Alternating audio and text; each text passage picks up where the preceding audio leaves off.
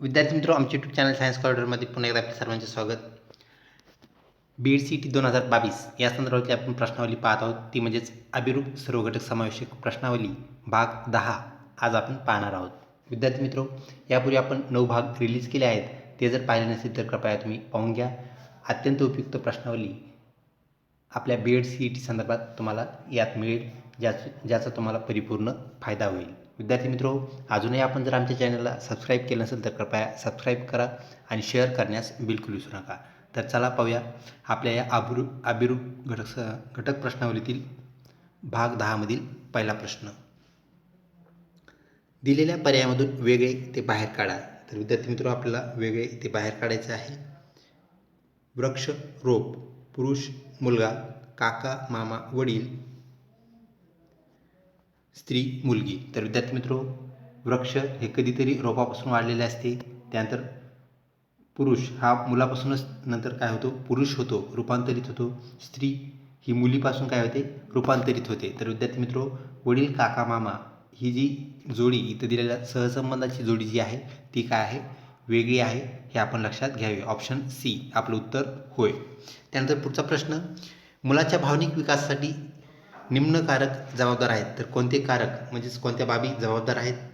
Option A परिपक्वता आणि आर्थिक स्थिती, बी पर्यावरण आणि पर्यावरणशास्त्र, सी परिपक्वता आणि शिकणे, डी शिक्षण आणि पर्यावरण. विद्यार्थी मित्रों, शिक्षणामुळे आलेली परिपक्वता आणि शिकणे ह्या दोन्ही बाबी काय असतात, मुलाच्या भावनिक विकासासाठी काय असतात, जबाबदार असतात, कारक म्हणून काम करतात. ऑप्शन सी आपलं उत्तर होय.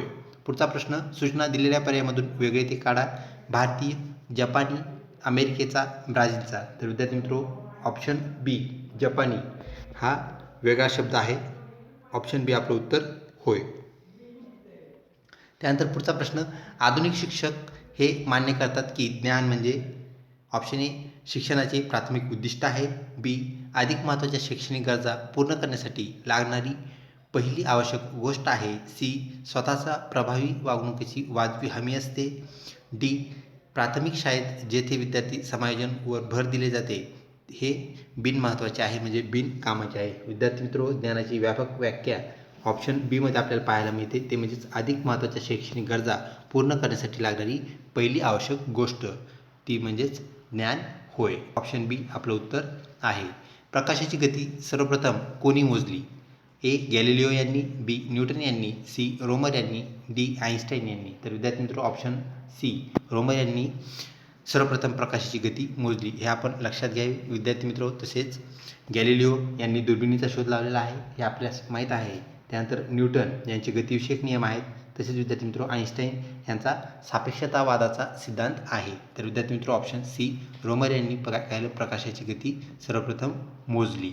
त्यानंतर निर्देश. खालील शब्दांची अर्थपूर्ण किंवा तार्किक क्रमाने मांडणी करा. तर विद्यार्थी मित्रों, तार्किक क्रमाने आपल्याला मांडणी करायची आहे. दमणे, रात्र, दिवस, झोप, काम. तर विद्यार्थी मित्रों, कोणती गोष्ट केल्यानंतर आपल्याला त्याचा परिणाम काय जाणवतो आणि आपण कसं वर्तन करतो असा हा प्रश्न आहे. तर तर्कसंगतीचा हा प्रश्न आहे. विद्यार्थी मित्रों, दिवसा काम केल्यानंतर आपल्याला झोप दिवसा काम केल्यानंतर आपण दमतो आणि त्यानंतर रात्री झोप लागते, असा याचा एक मधित अर्थ तयार होतो, तर्कपूर्ण अर्थ तयार होतो. तर चला पाहूया आपले ऑप्शन्स काय सांगतायत. तर विद्यार्थी मित्रों, डायरेक्ट आपण याचा उत्तराचा ऑप्शन पाहूया. तर तो म्हणजेच ऑप्शन सी 3, 5, 1, 2, 4. तर विद्यार्थी मित्रों, चला 3, 5, 3 दिवस. त्यानंतर विद्यार्थी मित्रों, आपण आताच पाहिलं 5 ते म्हणजेच काम, म्हणजे आपण दिवसा काम करतो. त्यानंतर विद्यार्थी मित्रों 1 नंतर आपण काय करतो, काम केल्यामुळे आपण दमतो आणि काम करून दमल्यानंतर रात्र झाल्यानंतर आपल्याला काय होते, व्यवस्थित झोप लागते, असा त्याचा क्रम आहे. विद्यार्थी मित्रों, तर अशा प्रकारचे तर्कसंगतीचे आपल्याला गणितीय भाग किंवा तर्कसंगती मांडून आपल्याला काय करावं लागतं, त्याचा सहसंबंध सांगून उत्तर शोधावे लागते, आपल्याला तर्क लावावा लागतो. तर विद्यार्थी मित्र, अशा प्रकारचे प्रश्न आपल्याला सोडवायचे आहेत, यावर आपण भर द्यावा. तर पुढचा प्रश्न विद्यार्थी मित्रों. सकिंग पेपर कागदावर पसरलेली शाई शोषून घेतो, कारण. तर विद्यार्थी मित्रों, सकिंग पेपर जो आहे तो शाई पुसण्यासाठी किंवा शाई शोषून घेण्यासाठी आपण वापरत असतो. जसं की विद्यार्थी मित्रों, आपल्याला स्पंज माहीत आहे. तर स्पंज आपल्या परिचयाचा असेल विद्यार्थी मित्रों. अशा प्रकारचा स्पंज जो असतो तर तो काय करत असतो, आपण किचनमध्ये तो वापरत असतो, तर तो स्पंज काय करतो, किचनमध्ये सांडलेले पाणी असेल किंवा कुठलाही पदार्थ असेल सांडल्यानंतर आपण त्याला सक करण्यासाठी वापरत असतो. तर अशा प्रकारचं स्पंजसारखा काम करणारा पेपर म्हणजेच शाई सकिंग पेपर आहे तर तो कसं काम करतो त्याचं आपल्याला काय केलं, त्यांनी काम करण्याची पद्धती विचारली. तर विद्यार्थी मित्रांनो, चला पाहूया ऑप्शन्स काय सांगतायत.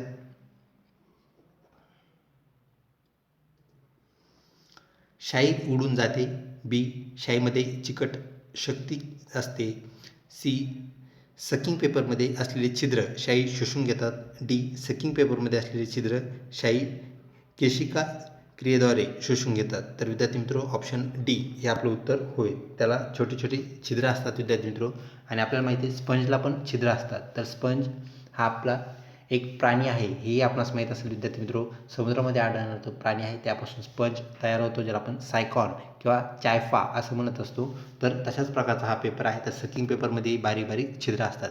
आणि आपल्याला माहिती आहे स्पंजची जी बॉडी जी आहे विद्यार्थी मित्रो, स्पंज ॲनिमलचं नाव आहे हे, आणि ते म्हणजे पोरस असते, ती म्हणजेच पोअर्स असतात त्याच्या शरीरावरती. तर सेम इथं तसंच आहे. सकिंग पेपर, ऑप्शन डी आपलं उत्तर होय. त्यानंतर पुढचा प्रश्न, सिद्धूकडे बोट दाखवून हरीश म्हणतो, हा माझ्या आईच्या पतीचे वडील आहे. तर विद्यार्थी मित्रो, आईच्या पतीचे वडील, तर आईच्या पतीचे वडील, तर आईचे पती म्हणजेच आपले वडील, आणि त्यांचे वडील म्हणजेच आपल्याला माहिती आहे वडिलांचे वडील म्हणजेच आजोबा.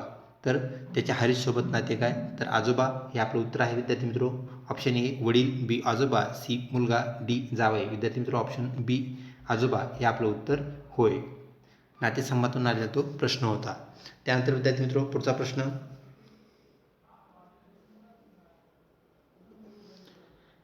विचारमंथनाच्या पद्धतीचा वारंवार वापर करून शिक्षक हे विकसित करतो. ए, उत्तमरित्या कल्पनाशक्ती. बी, स्मृती विकसित करतो. सी, बुद्धिमत्ता विकसित करतो. डी, चांगली सवय विकसित करतो. विद्यार्थी मित्रो, ऑप्शन सी हे त्याचं उत्तर, ते म्हणजेच बुद्धिमत्ता हे होय. त्यानंतर पुढचा प्रश्न, भारतीय संसदेमध्ये समाविष्ट आहे. तर विद्यार्थी मित्रो, हा प्रश्न पॉलिटिकल सायन्स म्हणजे राज्यशास्त्र या घटकामधून आलेला आहे.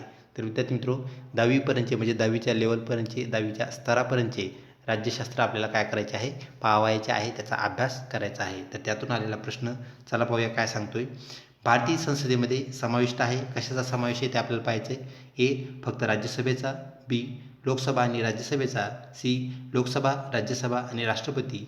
आणि डी, फक्त लोकसभा. विद्यार्थी मित्रो, ऑप्शन सी, लोकसभा, राज्यसभा आणि राष्ट्रपती ह्या तिन्ही घटकांचा समावेश भारतीय राज्यघटनेमध्ये, भारतीय संसदेमध्ये आपल्याला पाहायला मिळतो. तर विद्यार्थी मित्रो, अजून एक बाब आहे, लोकसभा जी असते हे लोकप्रतिनिधी आपण निवडून दिलेले असतात, ज्यांना आपण खासदार असं म्हणतो.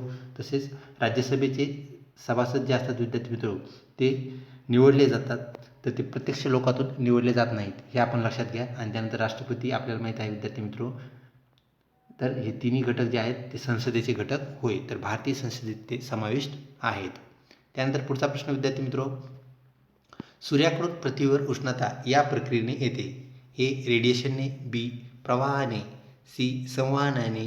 डी, एकही नाही. तर विद्यार्थी मित्रो, रेडिएशनने एनर्जी काय होत असते, एनर्जी म्हणजेच प्रकाशाच्या स्वरूपात ऊर्जा काय होते, पृथ्वीवरती येत असते. तर विद्यार्थी मित्रो, ए, रेडिएशन हे त्याचं उत्तर होय.